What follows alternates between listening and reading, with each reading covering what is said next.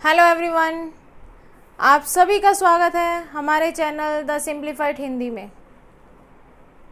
आज मैं कक्षा 11वीं का विषय लेकर आई हूँ। इसमें आज मैं कक्षा 11वीं की कबीर दास जी द्वारा रचित कविता पढ़ाने जा रही हूँ। इसमें कबीर जी के 2 पद दिए हुए हैं जिनकी व्याख्या मैं आज आपको करवाने जा रही हूँ। जितने भी मुश्किल शब्द हैं उनके अर्थ मैंने यहाँ पर दिए हुए हैं, जिससे आपको इसको समझने में आसानी रहेगी। थोड़ा सा कबीर जी के बारे में जान लेते हैं। कबीर दास भक्ति काल के एक प्रमुख कवि माने जाते हैं। घुमक्कड़ प्रवृत्ति के थे, इधर से उधर घूमते रहना इनकी आदत थी। निरक्षर थे, पढ़े लिखे नहीं थे, लेकिन फिर भी इन्होंने बहुत से शब्द लिखे, बहुत सी पद लिखे अपने। और इनकी मृत्यु जो है वो 1518 ईस्वी में मानी जाती है। तो आइए शुरू करते हैं कबीरदास जी के पद। पहला पद, हम तो एक एक करी जाना। इस पद में कबीरदास जी ने ईश्वर के बारे में बताया है कि ईश्वर जो है वो घट घट में व्याप्त है, संसार के हर एक कण में समाये हुए हैं।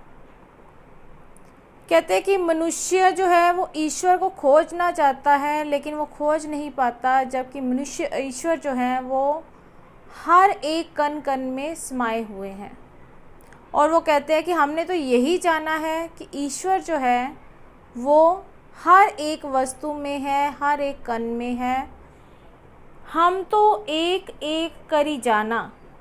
कहते हैं कि हमने तो एक एक कण को बहुत अच्छी तरह से जाना है, बहुत अच्छी तरह से समझा है। दोई कहे तिन्ही को दो जग जिन नाही पहचाना। कहते कि दोई कहे यानी कि 2 कहे। दोई का अर्थ क्या है यहाँ पर? 2 कहे तिन्ही को दो जग जिन नाही पहचाना। कहते कि परमात्मा जो है वो हर एक कण में समाया हुआ है, और जो लोग उनको 2 मानते हैं या एक से अधिक मानते हैं, कहते हैं कि उन्होंने तो परमात्मा को पहचाना ही नहीं है।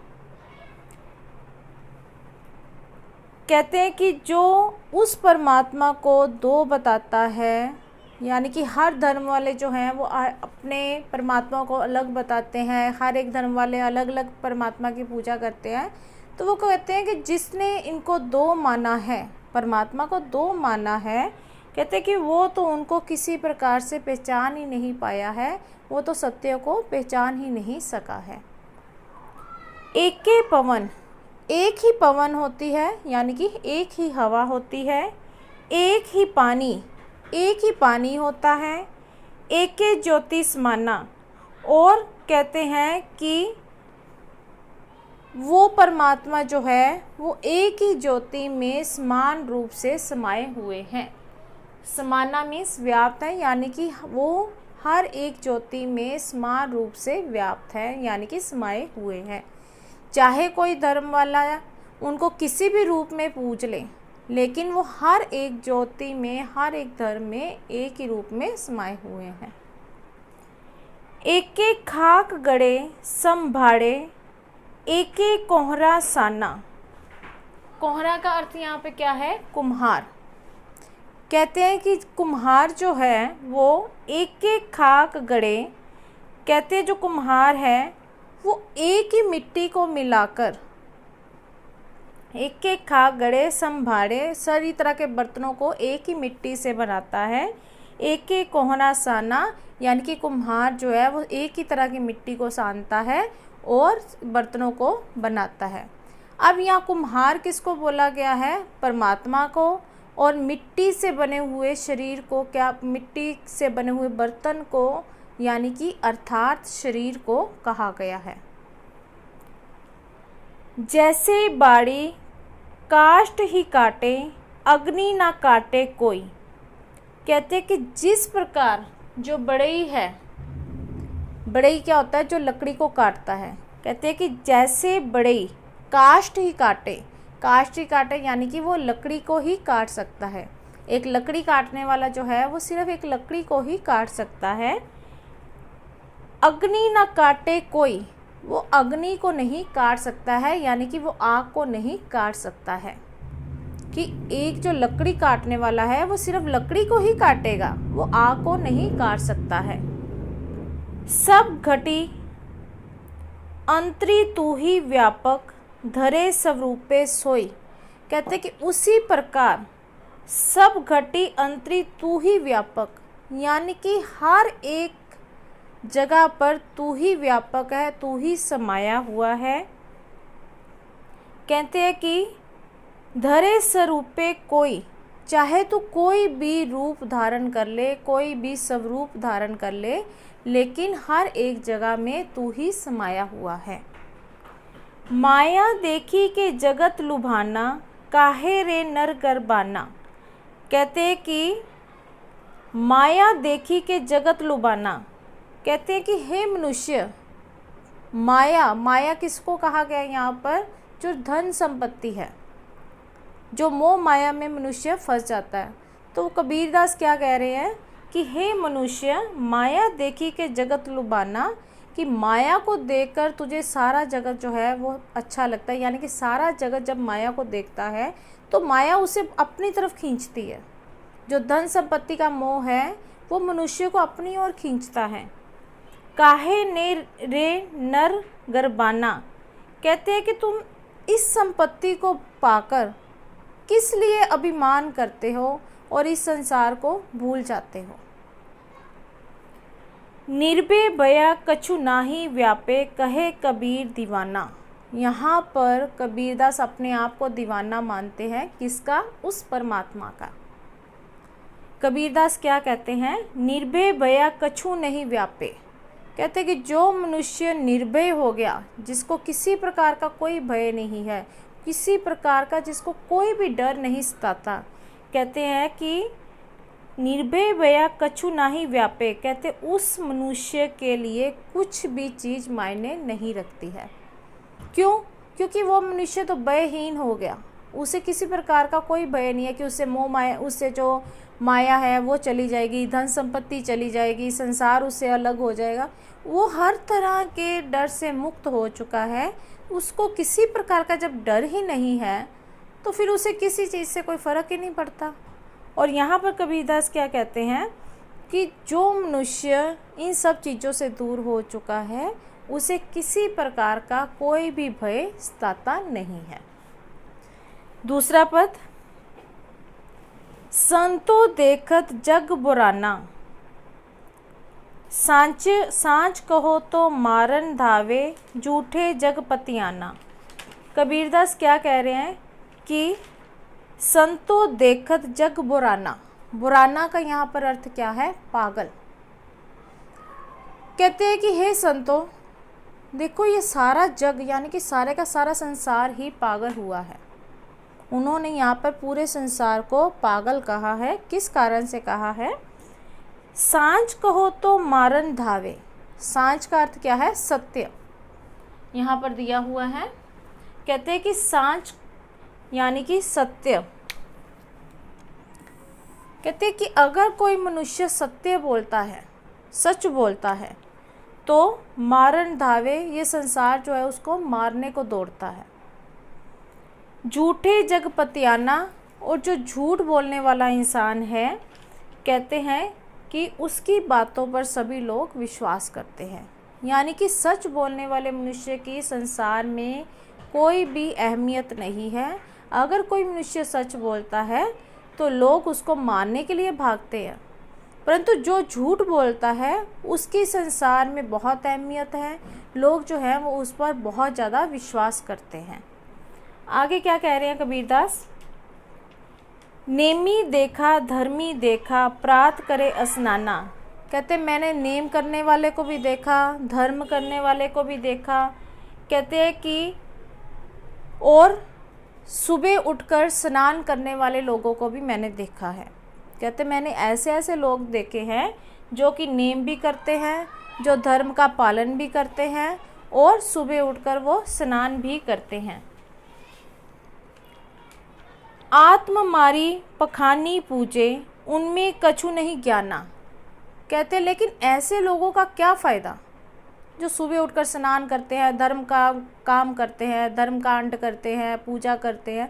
कहते लेकिन ऐसे लोगों का क्या फ़ायदा। आत्म मारी पखानी पूजे, अपनी आत्मा को तो उन्होंने मार दिया हुआ है और वो पत्थर की पूजा करते हैं।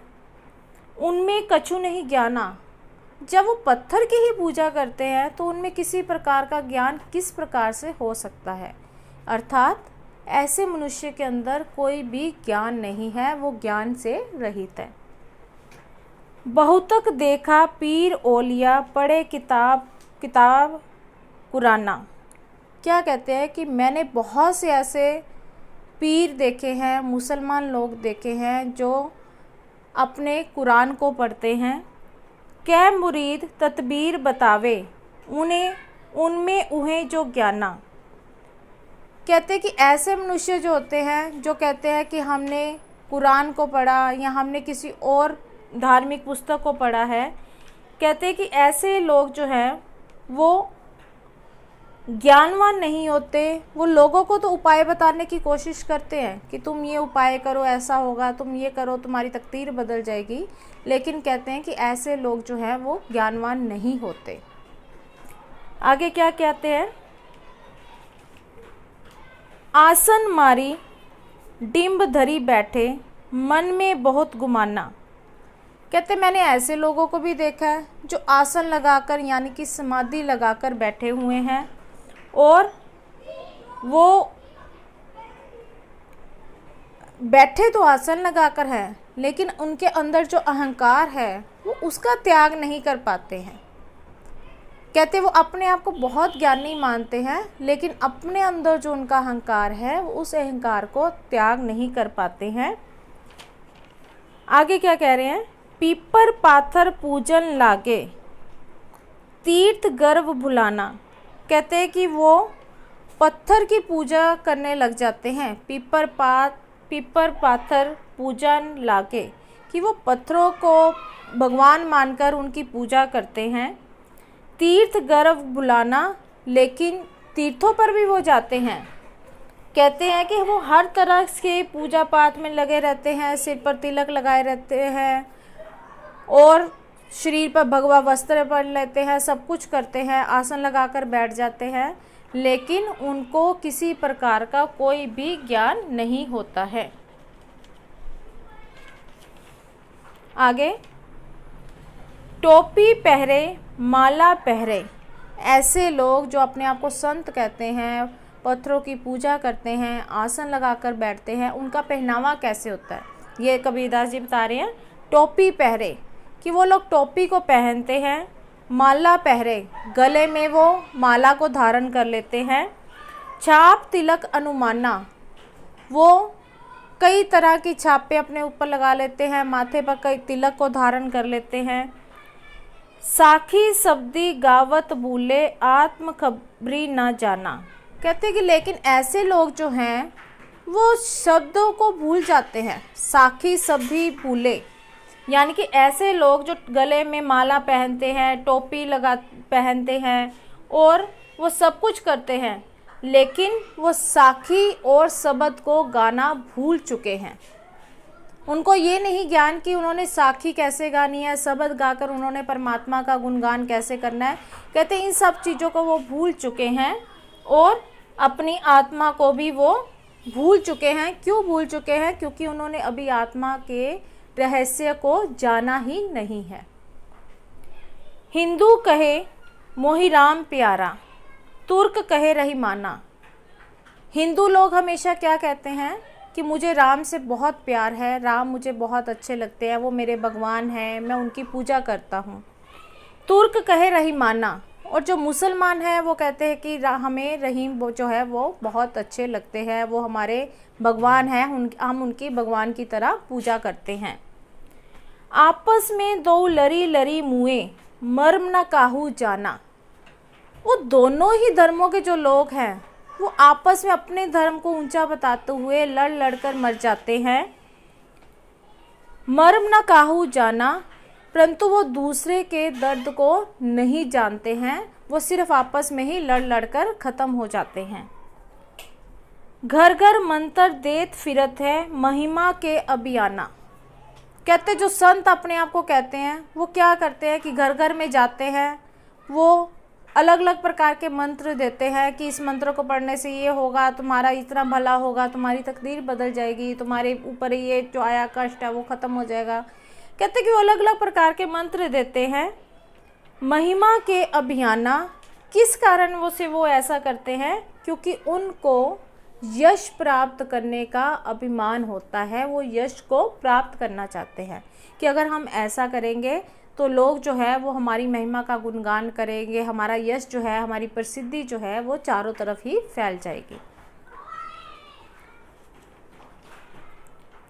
गुरु के सहित सिक्खे सब बूढ़े, अंतकाल पछिताना।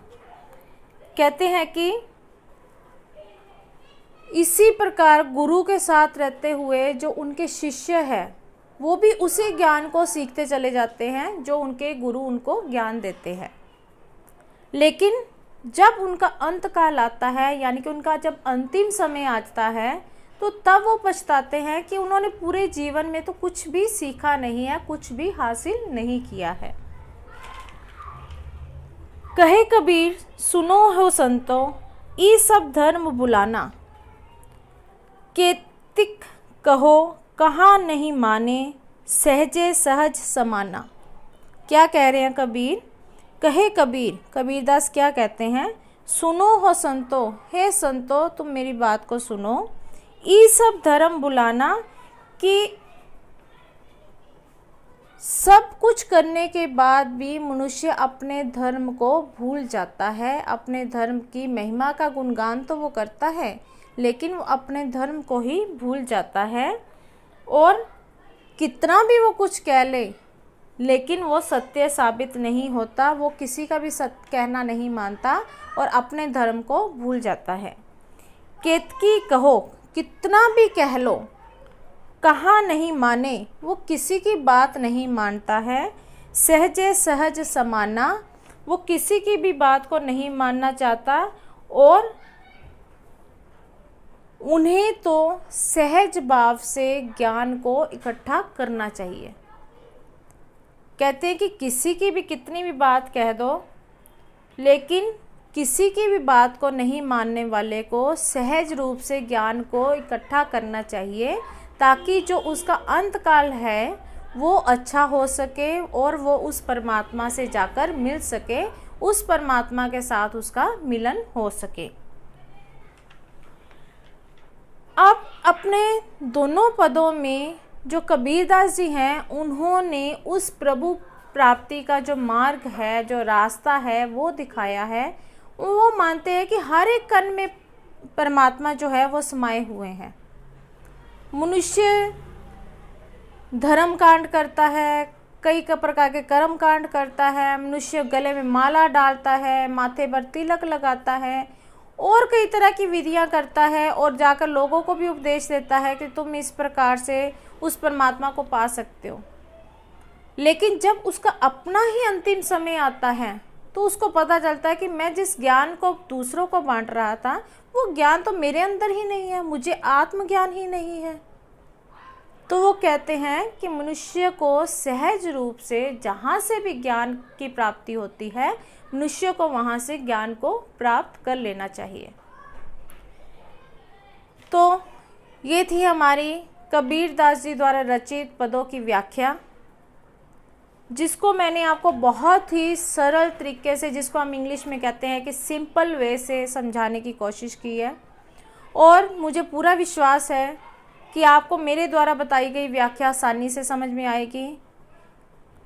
अगर ऐसा है तो प्लीज़ अपना मोबाइल उठाइए, इसको लाइक के बटन को दबाइए और पहले की भांति ही अपने कमेंट्स देना मत भूलिए। जिस प्रकार आप पहले कमेंट्स करते आ रहे हैं उसी प्रकार कमेंट्स दीजिए, ताकि मुझे भी पता चल सके कि आप क्या चाहते हो, क्या समझते हो, क्या आपको कैसा लगा मेरा वीडियो।